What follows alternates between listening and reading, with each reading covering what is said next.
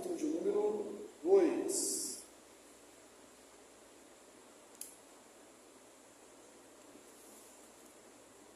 Diz assim a palavra de Deus: no mês de Nissan, no ano 20º do rei Artaxerxes, uma vez posto o vinho diante dele, eu o tomei para oferecer no rei. Ora, eu nunca antes estivera triste diante dele. O rei me disse: por que está triste o teu rosto, se não estás doente? Tem de ser tristeza do coração. Então temi sobremaneira e lhe respondi: viva o rei para sempre! Como não estaria triste o rosto, se a cidade onde estão os sepulcros dos meus pais está assolada e tem as portas consumidas pelo fogo? Disse-me o rei: que me pedes agora? Então orei ao Deus dos céus e disse ao rei: se é do agrado do rei, e se o teu servo acha mercê em tua presença, peço-te que me envies ajudar a cidade dos sepulcros de meus pais, para que eu lhe reedifique. Então o rei, estando a rainha sentada junto dele, me disse: quanto durará a tua ausência? Quando voltarás? Aprove o rei enviar-me, e marquei certo prazo. E ainda disse ao rei: se ao rei parecer bem, deem-se-me cartas para os governantes da além do Eufrates, para que me permitam passar e entrar em Judá. Como também para Asaf, guarda das matas do rei, para que se lhe dê madeira para as vigas das portas da cidade do templo, para os muros da cidade e para a casa em que deverei alojar. E o rei mas deu, porque a boa mão do meu Deus era comigo. Então fui aos governantes da além do Eufrates e lhe entreguei as cartas do rei. Ora, o rei tinha enviado comigo oficiais do exército e cavaleiros. Disso ficaram sabendo Sanbalate, o Olorito, e Tobias, o servo amonito, e muito lhe desagradou que alguém viesse procurar o bem dos filhos de Israel. Cheguei a Jerusalém, onde estive 3 dias. Então à noite me levantei, e os poucos homens comigo,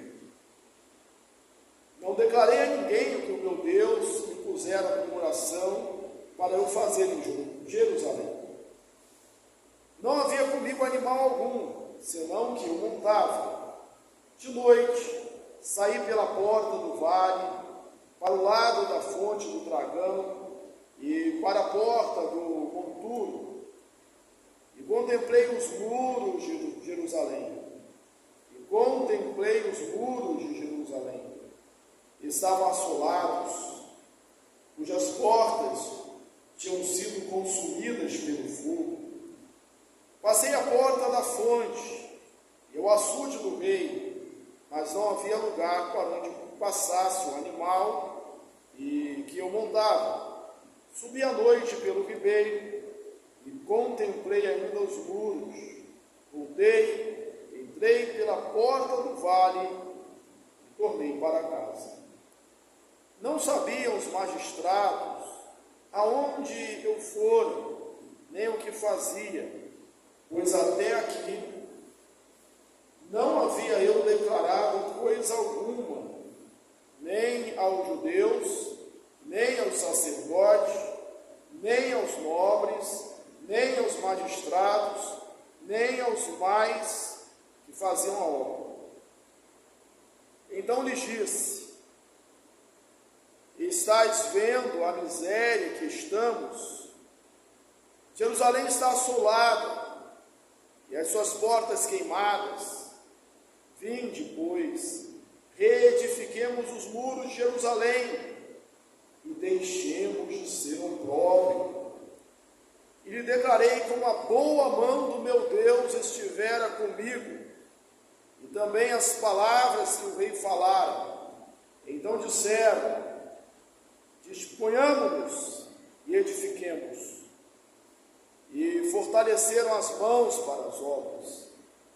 Porém Sambalate, o horonita, e Tobias, o servo amonita, e Gesem, o arábio, quando souberam de nós e nos desprezaram, e disseram: que é isto que fazeis?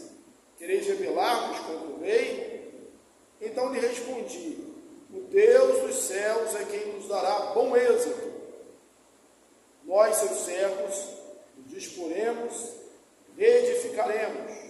Vós, todavia, não tendes parte, nem direito, nem memorial em Jerusalém. Amém? Se você observou, irmãos, o livro de Neemias, ele é como um diário. Neemias contando a sua história, relatando o que vai acontecendo. No capítulo 1, nós vimos que tudo começou com uma notícia. Tudo começou com uma notícia. Uma visita de Hanani, seu irmão, que viera de Jerusalém.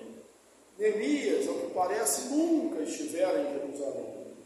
Neemias não via com seus próprios olhos a dor, a vergonha, a linguagem aqui do texto, o opróbrio do povo.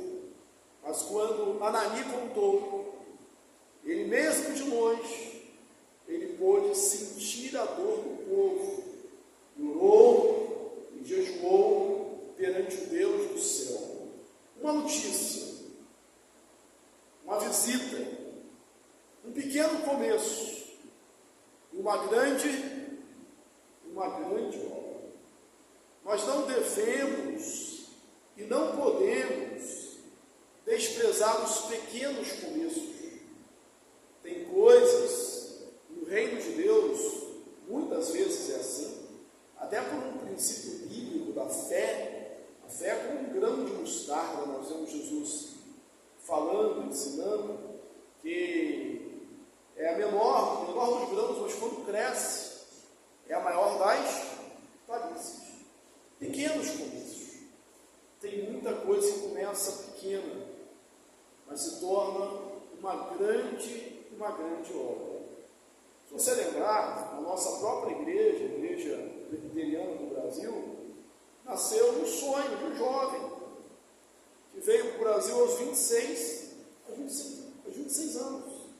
E hoje nós temos aí a Igreja Presbiteriana do Brasil.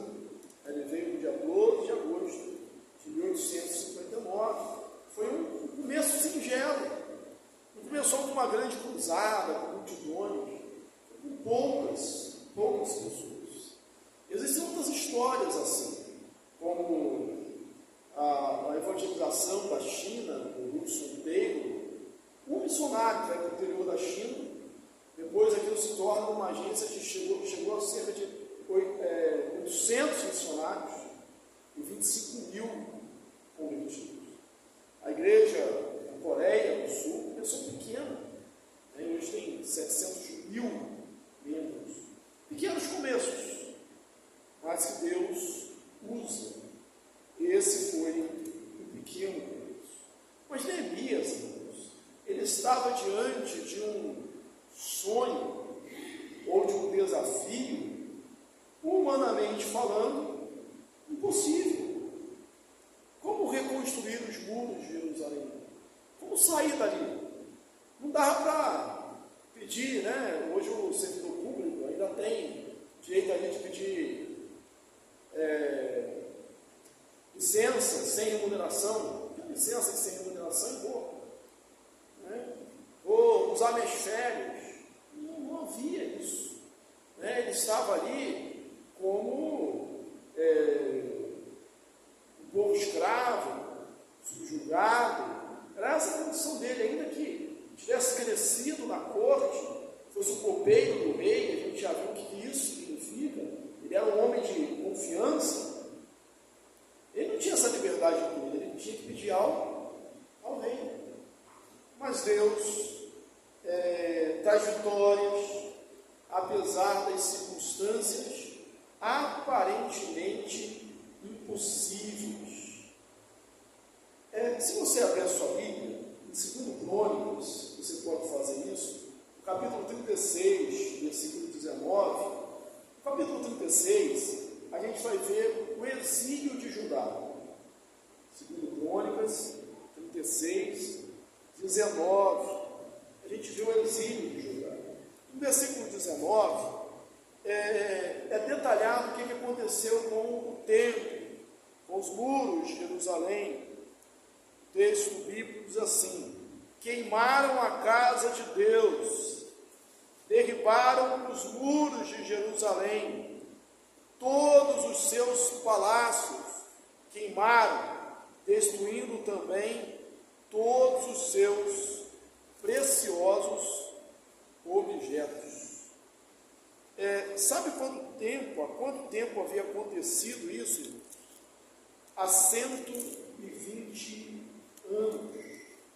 Há 120 anos, esta cidade de Jerusalém estava embaixo de escombros, estava em ruínas, estava derribada, estava em grande miséria, estava em vergonha, em opróbrio. Passaram gerações por ali de judeus e não resolveram o problema. Bem verdade que antes de Neemias houve uma tentativa com Zorobabel de edificar o templo, de reconstruir a cidade. E esta tentativa foi frustrada por causa desses inimigos, Sambalá, Tobias, Gesem, o arábio, que falaram para o rei Artaxerxes, mandaram carta para o rei Artaxerxes, dizendo que eles estavam querendo se rebelar, que Jerusalém ia se rebelar contra ele. E aí ele mandou parar a obra, Isso está lá em Esdras, e a gente pode citar aqui algumas referências. Mas Neemias agora tem um desafio diante dele. E a primeira coisa que ele faz, irmãos, é orar. Quando a gente ora, a gente pede para Deus fazer aquilo que a gente não pode fazer, aquilo que a gente não sabe fazer, aquilo que a gente não é capaz de fazer. Não temos forças para fazer. São os nossos impossíveis, que são possíveis para Deus. Neemias orou.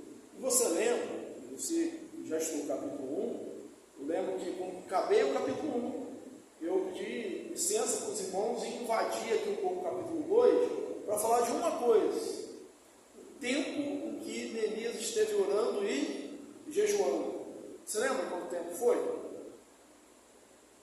Quando ele recebeu a notícia, era o mês de Quisleu, que é o nosso novembro e dezembro. E quando ele fala com o rei, é o mês de Nissan. É como começa aí o nosso capítulo de hoje, versículo 1, capítulo 2, no mês de Nissan, era o mês de abril. Então, cerca de 4 meses, no mínimo, ele estava orando e jejuando, pedindo a Deus, certamente planejando. Planejar, você não gasta tempo planejando, você ganha tempo. Disponibilidade, boa vontade para a obra é um pouco diferente de precipitação. Vamos fazer de qualquer maneira. Quando a gente se precipita, por vezes a gente erra. Neemias, um bom líder, ele orou, ele jejuou, E certamente, enquanto estava orando, e acontece com a gente ora, nós falamos com Deus e Deus fala conosco. A oração se mistura com a meditação, né? E os planos vão surgindo. Quatro meses. Eu citei uma frase hoje, coloquei lá no Bom Dia, dizendo: planejamento é a arte ou a regra do carpinteiro. Mede 2 vezes para cortar uma.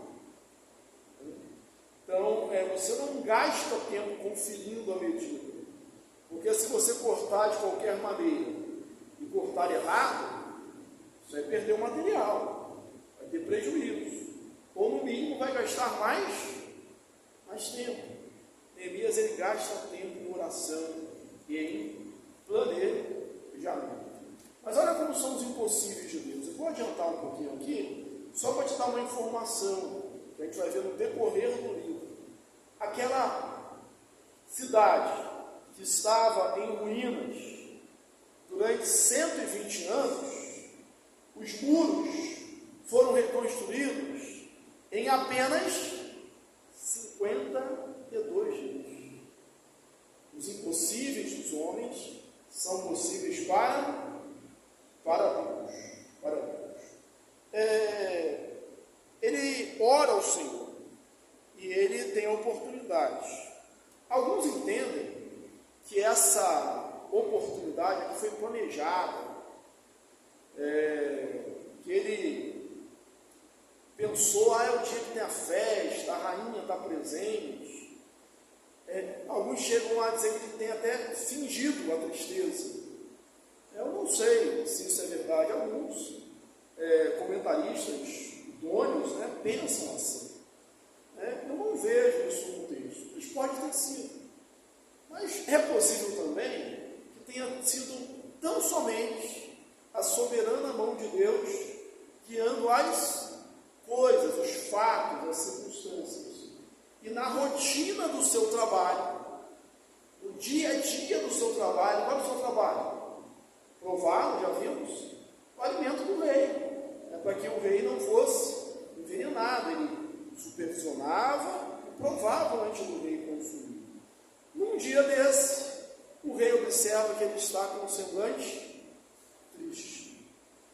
Eu quero destacar aqui primeiro que Neemias devia ser um homem alegre, um homem feliz, um homem que podia viver no espírito. A alegria do Senhor, a nossa força e anacronicamente, pensando como Paulo, alegrai-vos sempre o Senhor, outras vezes os títulos, alegrai-vos. Por que eu deduzo isso? Porque se ele fosse uma pessoa sempre rabugenta, triste, emburrado, primeiro que ele não teria esse emprego. Não teria esse emprego. O rei não ia querer alguém assim perto dele. E segundo, que o rei não ia notar que ele estava triste. A pessoa está sempre triste, sempre cabisbaixa, sempre resmungando de tudo. Você vai notar alguma diferença? Está triste? Não, está no estado normal dela. Mas nesse dia, Neemias estava triste. Talvez o seu profissionalismo não tenha permanecido de pé. Talvez ele não tivesse conseguido manter o seu semblante alegre diante do rei, porque isso devia ser exigido. Tanto é que quando o rei falou com ele, e só isso era possível, o contrário não era uma possibilidade, ele falar com o rei. O rei é que tinha que falar com ele. Lembra de Esther? Mesmo sendo esposa, ela não podia chegar e falar com o rei. O rei é que tinha que chamá-la. Era para se apresentar, o rei teria que estender o seu cetro, ou então seria pena de morte. Então, ele teme, porque devia ser regra, devia ser padrão, um protocolo, etiqueta, estar alegre, feliz, diante do rei, o banquete do rei, a festa do rei, o funcionário não poderia estragar a festa do rei com a sua tristeza, mas essa tristeza transpareceu. A dor do povo lá de Jerusalém, a quilômetros de distância, era a dor de Neemias. Há quanto tempo, irmãos, isso não é uma realidade para nós? A dor do outro ser a nossa dor. Mas tem uma palavra bonita para isso, né? Nós chamamos de empatia, em sentir o que o outro sente. E só quem sente a dor do outro pode se envolver, né? E essa é a marca de um líder, aqui como Neemias. O rei me disse: por que está triste o teu coração, o teu rosto, se não está doente? Tem que ser tristeza do coração. Então temi sobremaneira. Não deu só um arrepio, uma tremida na perna, a gente tremeu sobremaneira. E lhe respondi.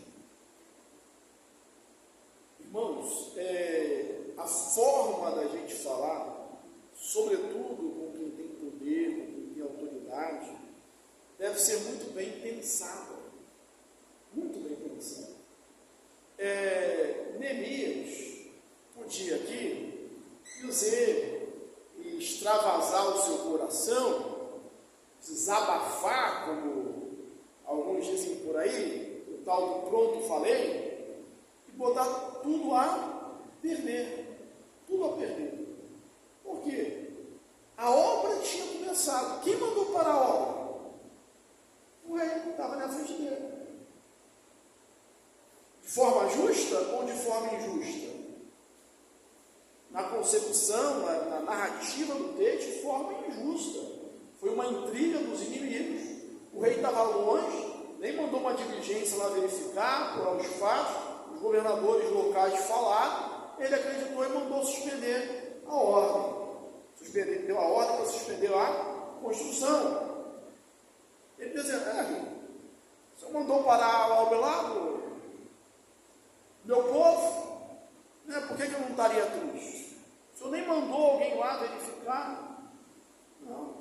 A primeira coisa que ele ressaltou foi a sua fidelidade para o rei, foi a sua obediência para o rei. O rei perguntou, e ele usou a saudação, usou a declaração padrão: viva o rei para sempre. Vive o rei para sempre. E aí, irmãos, a sabedoria. Há várias formas de se fazer um pedido. Ele, ao invés de falar do problema dele, ele falou de uma coisa que era muito cara, que era muito preciosa para os persas. Sabe o que era? Era a memória dos ancestrais, né, dos seus antepassados. E aí ele disse: como não estaria triste o meu coração? Se a cidade está, meus pais está com os muros destruídos, templo em ruínas, e o povo em miséria. Ele apela para aquilo que era precioso para o próprio rei. E veja bem, ele não falou Jerusalém está em ruínas. Ele falou a cidade dos meus pais. Lembra que quando Mardoqueu ou Mordecai, né, depende da tradução aí, mandou a Radassa, né, Esther, para concorrer lá ao concurso de Miss, para ser esposa do rei, de Assuero. Ele deu um conselho para ela.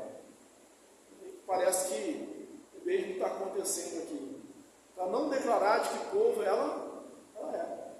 Tanto que, durante toda aquela trama, né, o rei não sabia que ela era judia. Ela declarou só na última hora, né, porque os judeus realmente eram perseguidos, eram preteridos, né, havia uma inimizade com os judeus. Primeiro ele não fala, ele fala só a casa dos meus pais, terra dos meus pais, templo, muro da cidade. E aí o rei continua: o que me pedes agora? O que me pedes agora? Irmãos, eu entendo que muitas coisas acontecem na rotina do nosso dia. A gente está lá num dia como outro qualquer. quer. E a gente está orando por uma causa, a gente está numa batalha de oração, e de repente a oportunidade vem.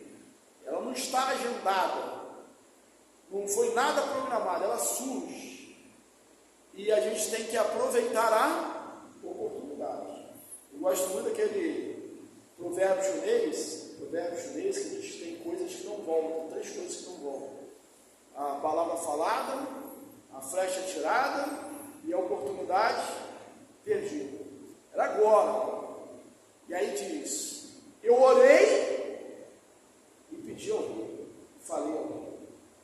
Neemias era um homem de total oração, ele sabia orar durante 4 meses, um pouco mais, mas sabia também fazer aquela oração relâmpago, flecha, né? Ele não fechou os olhos, não foi nada disso, ele certamente falou com Deus, ele abençoou no seu coração, na sua mente. Orei e falei com o rei. Olha como ele diz ao rei, ou como se declara, como se dirige ao rei. Versículo 5. E disse: se é do agrado do rei, ele vai usar essa expressão aqui várias vezes. Se é do agrado do rei, se parecer bem ao rei, se for da sua vontade, ele, em momento algum, ele cresce, porque tem gente que é assim, né? Tem aquele ditado que dá a mão que é o braço, não tem um ditado assim? Dá a mão que é o braço. Você dá um pouquinho de liberdade, a pessoa já quer tudo. Tem gente que você não pode dar liberdade. Neemias era um homem que sabia se portar diante de uma autoridade. E ele sempre usou: se é do agrado do rei, se é da vontade do rei, se parecer bem ao rei. E aí ele começa a pedir. E olha o que ele pede. A primeira coisa que ele pede: os propósitos dele estão bem definidos. É triste quando a gente não tem metas definidas, quando a gente tem a oportunidade de pedir e a gente nem sabe o que vai pedir. Eu sou o chefe, o diretor da empresa, sei lá, uma autoridade, mas o que você quer? Nem sei o que eu quero. Nem sei o que eu quero.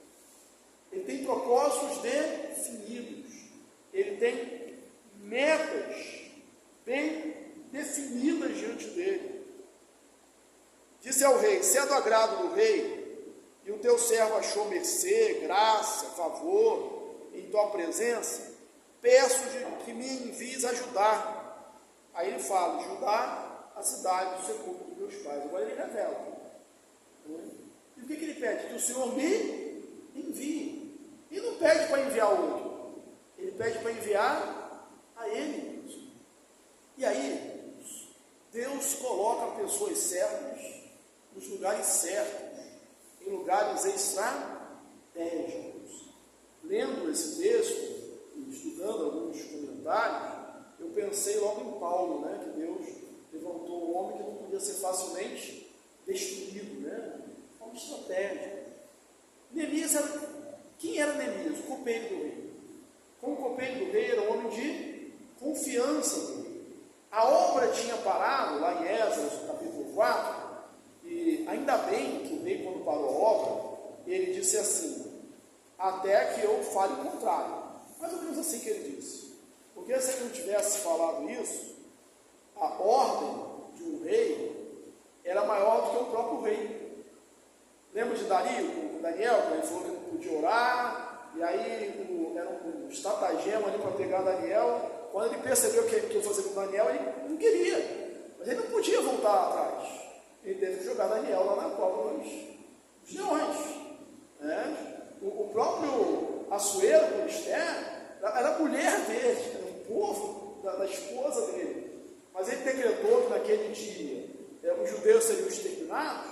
Ele não podia dar um decreto, fazer um decreto dizendo que estava revogando a lei dele. A lei dele era maior do que ele, a palavra do rei era maior do que o rei, era a tradição. Tanto é que no caso de Esther, Mardoqueu fez, deu um conselho que então permite que os judeus se defendam, né? E ordem que os judeus se defendam, que eles se preparem, tenham uma arma, né? E os judeus exterminaram os seus inimigos. Eu vou ler aqui alguns textos de Esdras, capítulo 4, sendo do versículo 1 até o versículo 22, mas, para economia de tempo, vou só o 21 e o 22. Do 1 ao 7, você vai ver o estratagema dos inimigos, a difamação para parar a obra. Aí o rei manda, versículo 21, de Esdras 4. Agora, pois, dai ordem, a fim de que aqueles homens parem o trabalho, e não se edifique aquela cidade, a não ser com autorização minha. Guardai-vos, não sejais remisos dessas coisas, porque há de crescer o dano em prejuízo, porque há de crescer o dano em prejuízo dos reis. Então, ele tinha dado uma ordem contrária, só a ordem dele podia mudar por causa disso aqui, né? Então ele pede, eu mesmo, me envie. Quem era Neemias? Homem de confiança do rei. O rei, se o problema é o pessoal se revoltar, se o problema é que eles vão se voltar contra o rei, me manda. Eu não sou de confiança, né? Quem melhor pode estar lá do que eu? Vamos, Deus usa gente fiel, gente em quem a gente possa confiar. É muito ruim e certamente não vai ser usado por Deus pessoas que não são confiáveis. E se a gente não é confiável aos homens, a gente também não é confiável para Deus. As pequenas coisas, a gente não tem confiança, as pessoas não confiam em nós, mas não somos fiéis. Como seríamos fiéis nas grandes coisas? Neemias gozou aí da confiança. E agora ele pede. Lembra que ele tem estratégias bem definidas? Ele pede, Senhor, se for do agrado do rei, sempre com a cortesia, me dê carta para os governadores